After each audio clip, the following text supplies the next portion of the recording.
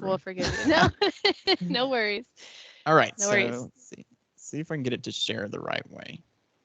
Okay, so it should be that one. There you go.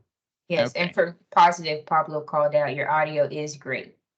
I The appreciate mic it. is I amazing. see it. Here, Yay, we got it Yeah. now. Woo. but if I go to present, it probably goes away. That's okay. If you, oh, No, no, you're it's good. good. It's good. Oh, okay, we ain't gonna touch anything. It's working now. All right. Perfect. Yeah. All right. All right, so, we'll exit again and let you intro yourself and kick off. okay. Go for it. So my name is Patrick Collins. I teach music technology, as I said just a little bit ago, in Gwinnett County in Georgia. And Miss Stevens, Dr. Stevens is what I'm used to calling her, asked me to come talk about AI because there's been a couple cool things that I've been trying to do in my classroom. And I just want to talk about it generically just to see kind of where everybody's at and some ways that I'm using it in class to personalize learning. So I guess I just want to start with how familiar are you with AI? And you can just kind of drop in the chat, maybe scale of 1 to 5, kind of where you feel like you're at. And then maybe how you are using it or how you already know you're using it, whether that's inside of a classroom or just on your own. And then we can kind of chat about that as we kind of go through. But I want to start by saying, like, what is AI? Like, a lot of us probably know, generically speaking, what it is, but it's using algorithms and data to replicate human intelligence and the decision-making process. So what AI does is it takes these different data or patterns of whatever that may be to help make decisions, just like we as humans would do, with little to no interaction from a human. So what does this look like? Here's kind of a crude example if you're still not sure. So we have two model datas here. We have the first one, which we have a 1 gets converted to a 2. We have a 2 gets converted to a 4, 12 to 24, 120 to 240. So you're probably thinking through your head at this moment that, okay, so we're doubling the number. That's what the AI would in theory interpret from this first data set. Then we give it a second data set to help refine its understanding of what we're trying to get it to do. So we have a 12 becomes a 24. That makes sense with what we see with the first data set. And then we have 24 becomes 44, which doesn't quite match what we did in the first data set. We have 42 becomes 44, and then 44 stays as 44. So at this point, the AI is having to figure out what exactly is happening in this sequence. What are we trying to figure out? And on the right, when we input these numbers, 124, 214, and 412, the first one we get 244 based on the data we've given. So at this point, the AI is kind of interpreting it as we're not trying to see these as numbers necessarily. It's just a number existing kind of on its own in isolation. So all of the 1s are becoming 2s. All of the 2s are becoming 4s, which is what gives us in the first set 1 to 2, 2 to 4, and it looks like doubling in that sense. For our next one, we would have 424. And then for our last one, we would also have 424 because according to our second data set, the 4s aren't changing, they're staying as 4s. So that's a very crude example just to kind of show you and make sure that we're kind of talking about it in kind of the same terms. So some ways that you're seeing AI already in your everyday life, if you're not aware, is things like your digital assistants, right? So these are having to interpret the sound pressure waves from your voice. It's converting it into an electrical signal, and it's having to say, okay, how do I convert this into speech so that I can understand and interpret that and do what you want me to do, right? So these digital assistants are not only having to do that from English, right? That's multiple languages and entirely different ways of speaking because we all have our own unique voice, in addition to having our own different slang or dialect or different versions of that. So what that's done is it's been trained on models of multiple different people talking. Same thing with any streaming service or social media. What it's doing is it's looking at other people like you. So if I watch TV show 1, TV show 2, TV show 3, it's looking through its massive amounts of data of other people that have also watched TV show 1, 2, and 3. And then offering you new tools or new shows based on what those other people have watched. And that's kind of the setup for it. which leads to a caveat of if you've ever been on social media and clicked on something you didn't really want, and then you kind of start getting stuff that you didn't want. The AI is just saying, we know that you like interacting with that, so we're going to continue to give it to you.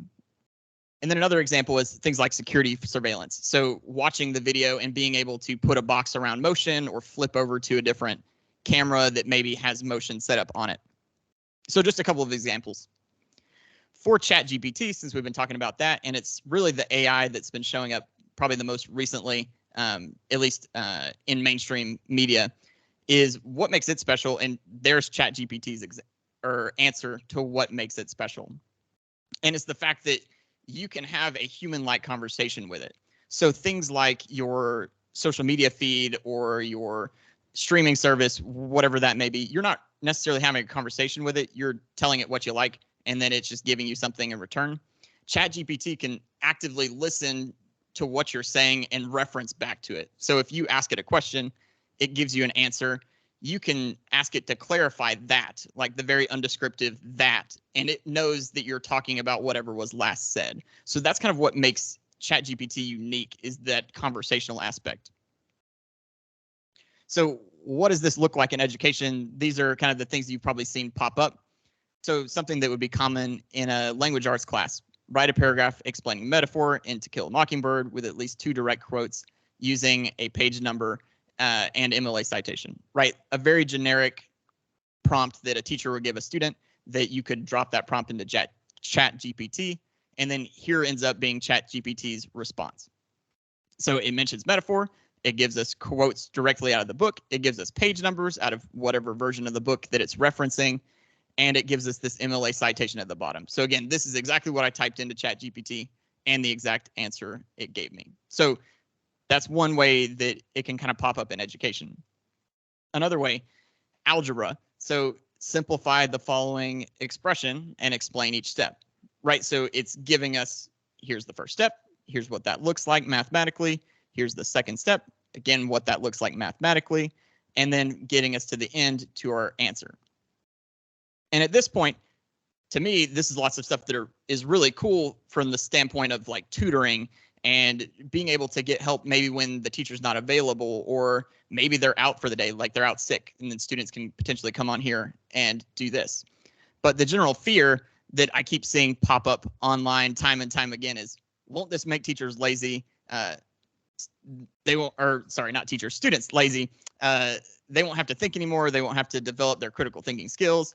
They won't always have access to these AI tools, so they need to be able to do it on their own. And then there's no more academic integrity from it. And I think there's some validity in some of these, but the example that I like to use all the time, especially in my class with students, is people say the same thing about Wikipedia. And it's not necessarily that the tool is bad and it doesn't hurt you, but we need to make sure we're using it the right way. And the other nuance to it too is, here is a chemistry prompt with ChatGPT. So balance the following reaction: CO plus O2 becomes CO2. If you remember from your chemistry, that answer isn't right, or at least my understanding of what I remembered from chemistry, because you can't have half a molecule of something. So even though ChatGPT can help students kind of get to the right answer, ultimately they have to know more to understand if it's giving them the right answer or not. It can help explain it, right? This explanation at the bottom makes sense, but it's not quite there, right? So the real balanced equation for this would be 2CO plus O2 equals 2CO2. So with that, it's not that we should be fearful of it kind of taking away from students, is that it empowers them really to kind of look at what they can do, even without access to a quote unquote expert.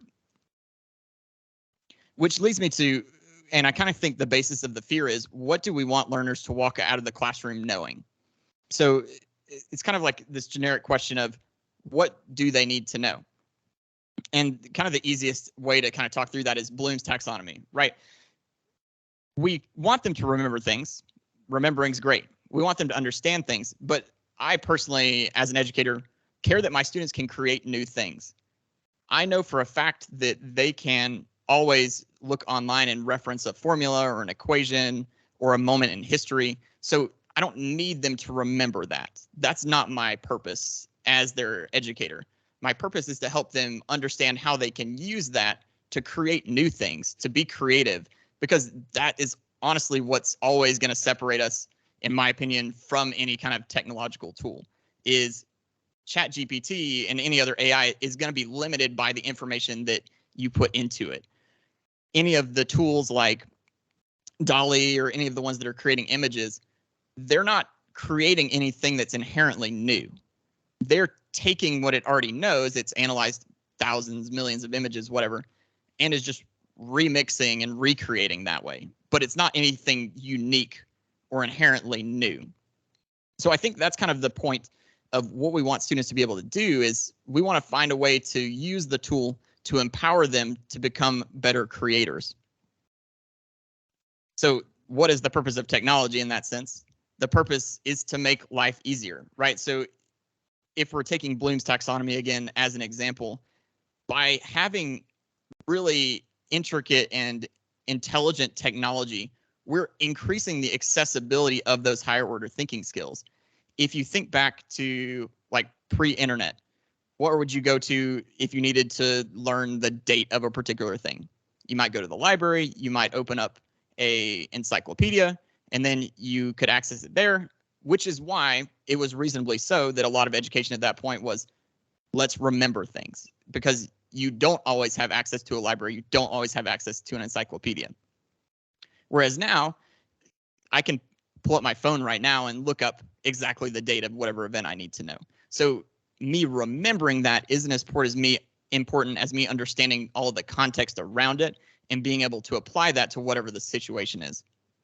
And where that's really powerful is it means that we can take the time that we would have used practicing and drilling memorization and use that to refine students' ability to create something new. So rather than having to do times tables 1,000 times, whatever, we can talk about how we can use multiplication as a means to doing something new entirely. It doesn't have to be within that particular times table, because we can always pull up a calculator. And I think it really connects in with this maybe a little bit abstract connection to this quote from John Adams, which is, "I must study politics and war, that our sons may have liberty to study mathematics and philosophy. Our sons ought to study mathematics and philosophy, geography, natural history, and naval architecture, navigation, commerce, and agriculture in order to give their children a right to study painting, poetry, music, architecture, statuary, tapestry, and porcelain." And where I really feel like that connects is, if we're thinking historically of what John Adams is saying, is at the beginning of the United States, the most important thing was ensuring people were free to do whatever they wanted to do. So for him, as a father of the country, he had to understand how to be political to get things done, and also understand war so that they could be free. Then you move to the next generation, which has to learn the next set of things, mathematics, philosophy, right? It's a little bit deeper, but still on the surface of like helping get everything going, so that finally a third generation can just create. Like that can be their sole purpose, is everything else is already taken care of so that they can be free to create whatever they need to create. And I really feel like this ties in with Bloom's, because we're moving up as we move through the generations. As we add technology, we're empowering people to create. And again, just to showcase this further, I like to talk about reducing cognitive load, especially as a musician. We tell students all the time, write in your music. The reason we want you to write in your music is so that you don't have to remember things. If you miss a note, write that it's a C, so that you don't have to remember it, so you can focus on being musical with it. And that progression through time starts with cave paintings, right? So we would write that there was this massive hunt, and here's was the location of the hunt, and it was written on the cave. But caves you had to go visit, much like a library. Then we start having hieroglyphics on papyrus. So now I can transport that information from place to place. It becomes mobile. The Phoenician alphabet, so that we can trade better with people that speak differently than us. We have scribes that start copying down these documents so that they can be transported all over the world. There's not just one copy. Printing press, now we don't have to have people physically write this down. So again, hopefully you're seeing the progression of reducing the cognitive load. It's not about remembering what happened. It's about now sharing that information. Then we have connectivity. So computers make it a lot easier to access and reference. With a book, for example, we can just press print 1,000 times. Then we have the internet. We can reference anything at any moment in time, as long as we're at a computer. Then we have mobile devices. I can send an email to somebody right away from sitting wherever I may be and be in constant communication, which leads us to artificial intelligence, chat boxes, and whatever the next, or chatbots, and whatever the next big thing might be. Again, with this idea of using this as a tool to help reduce cognitive load. So how am I using that, and kind of how does that purpose itself into education? There's a couple of things to take into consideration. For the pros, it can help automate administrative tasks. So things like you can post a multiple choice quiz online and easily get it to grade it right now. But if you leverage something like ChatGPT, we can start to have that grade written assignments. It can give feedback on our writing, much like a tool like Grammarly does, right? So we can now, as an educator, run it through the tool first, have it give us really high quality feedback that the student can read and learn from. And us as the educator, being the expert, can add that creative level to it to tell the student, okay, this is technically correct, but if we're going to be extra with this, here's how we can do that. Obviously, to personalized learning, which I'll mention more in a bit, but now I can chat with an AI about how can I relate music to physics, and some of the obvious examples are through sound waves, but now I can use that with any example, right? So maybe I'm somebody that's interested in fiction. Well, maybe I can find a fiction book that relates to astronomy, right? I can connect those because we can kind of source all that information together. It facilitates quality education access. So maybe not everywhere has the ability to have really low class sizes. So we can take advantage of AI to help increase the quality, even if every student can't get the same amount of face time.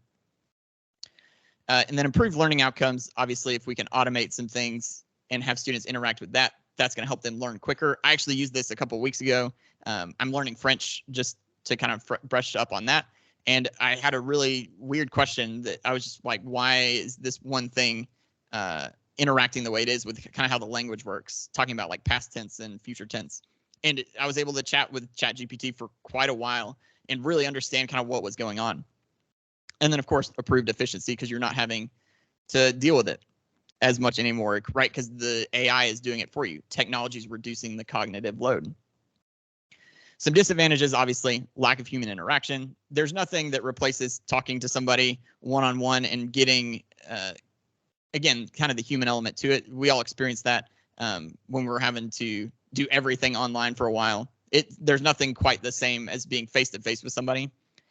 We mentioned it earlier, the high cost, right? So running this, not only if it becomes commercialized, becomes expensive, but purely, even if it's free, it's really expensive to run from a economic standpoint, but there's also lots of environmental concerns with it too, because of the amount of power draw and whatnot that goes with it. Security and privacy, of course, because you're giving your information to this tool and it's learning from whatever you give it. So if you're going to say something very particular that maybe you shouldn't give away to the internet for free, it's something to be aware of, especially when we're involving students and going through all the parameters. Like our data governance is pretty strict about things related to student data, as they should be. It can be unreliable, right? So the chemistry example showcases how unreliable it can be. And then, of course, a concern is also bias, because you're relying on whatever the model was that trained the AI. So if the AI is trained on data that may be intentionally or may unintentionally be racist or some other kind of bias, then you're going to end up getting those kind of results. So it's things to keep in mind. It's not necessarily, again, things to be fearful of, but awareness of. So a couple ways that I'm using in class right now, ChatGPT, for example, I'm using it for my students to break writer's block. I actually used it to kind of help me figure out and structure the layout of the presentation, just because I wasn't sure. I knew what I wanted, but not kind of how I wanted to organize it. I tell students all the time, use it to outline essays. I have no problem with you doing that because, again, it's a tool to help you. So you're still going to be doing the content. You're still the one that's being creative, but we can use that to kind of get the gears in motion. A more exact example, a student yesterday was telling me that he had used ChatGPT. He's working on a project where he's writing a song and he's learning how to write lyrics and all of that. And he had like all of the lyrics for his chorus except one line. And he really just couldn't figure out exactly what he wanted it to be. And he dropped his whole set of lyrics into ChatGPT and said, can you give me, I think it was a chorus that he was looking for. Can you write me like 3 different choruses that would make sense with this song? And it gave him some options that he didn't end up using, but he was like, it helped jog my memory and was able to get me going with writing. And then chord progressions, again, as a music class. So I've had students that really like a certain artist and want to emulate a certain artist. So they have asked, can you write me a chord progression in the style of Bono or I don't know, anybody that you want it to be. And then it gives a pretty decent basis to kind of build that off of. I also talk with them about using it for resumes and cover letters, things that are like very formulaic that we don't want to spend the time figuring out the formula because we want to focus on creating, not remembering the formula. And then we use it to develop different creative challenges too, kind of like a Top Chef thing, but we use it with writing music. Another tool that's kind of specific to my class is Spleeter. And this is an AI which allows you to put in a song and it will separate the stems out. And what a stem is it's the musical part. So like the drums would be a stem, the vocals would be a stem, the guitars. And I have a couple examples just to show you real quick. So here's the original. It's like a 10-second clip.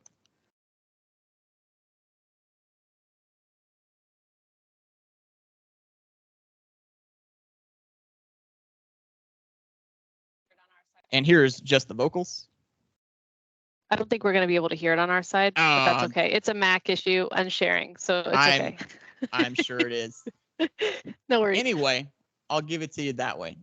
Trust me that it separated it and it turns out pretty neat. And we use that for sampling. So students that are creating their own song, they can go and reference a particular song and not have to worry about it being the full version. They can separate out the drums and use that in their own project. It can also help with transcription, so writing music based on your ear when you only have to listen to that one instrument. And I just wanted to play the rest of them. Next slide. All right, there we go. And then kind of to wrap it up with how I'm using it to personalize class and kind of how you can reference it to personalize class is this generic category of instant access to a quote unquote teacher, right? So students can work independently, even if you are spending time, like in my class, there's a lot of time where I'm spending 15 minutes talking to one individual student to make sure that when we're co-planning, that I'm giving them full attention, that we're able to fully develop out their idea. But when students don't have access to me, they can have a conversation with ChatGPT about their project. And as long as they feed it enough information, it can kind of serve as that teacher role when they don't have direct access. So that helps with, again, executive function, their own agency, so they feel the need to continue doing their project because they're not stuck waiting for the teacher. And then, of course, being able to communicate. Personalized responses. So you can put in exactly what the students are trying to work on, and that's taking advantage of their own strengths and weaknesses. Authentic and adaptive assessment. There's tons of tools that will, like, I believe Duolingo is one of them, that it takes note of kind of how you answer questions, and if you're missing ones that relate to other people that are missing stuff, to continually adapt your assessment and make it specific to you. Of course, it's flexible. I actually was using it the other day to pull up research articles on a particular topic. It wasn't the best yet because it doesn't have total access to the internet, but it was giving me a couple like references to look for as I was kind of digging through stuff. And then building students an individual path, right? So we can say, here's what they want to work on. Here's what our overall goal of the project is. What are some different learning tasks that we can do to get there? And it will help kind of build that out for us and give us kind of a starting point. And then, of course, most of all, which is kind of like a fun side effect, ChatGPT itself is an example of growth mindset, right? So if you ask it the first question, it gives you an answer and you say, that wasn't right, it'll say, oh, I'm sorry. And then it'll fix it. Or you can tell it, no, this was the correct answer, or this is how I wanted you to format that. And it will continually to grow and adjust whatever it says to kind of match where you're leading it to, which is kind of a cool thing for showing the students, like, I know it's a computer, so it doesn't really have feelings, but it's okay to be getting better as time goes. The tools aren't perfect now, but it's because they're new. We need to continually develop the models. So I think there's just a lot of opportunity to really leverage it in education rather than fearing it, which I feel like is what a lot of people are doing. They're fearing it because it changes the way we do things. And that's more the reason to lean into it and really take advantage of it. Awesome. I'm over here just like proud as a peacock, Patrick, at just all that you shared. And Marge commented on it, but you are a fantastic educator. And I am just going to humble brag right now that Patrick was one of my best students. So I'm just super proud of him. And I think he's doing amazing things. And if we had more educators with this frame of mind, right? And I think you hit the nail on the head. The fear takes control sometimes. And I think there is always good and bad in everything. But if we can sort of capitalize and harness the good and the power that this has to make a big difference for us as educators and also for our students, then we're doing the right thing. So thank you so much, Patrick. If you have any questions for Patrick, do you want to drop your contact information or a link to your LinkedIn in the chat there so people can connect with you? I'm going to go ahead and stop our recording.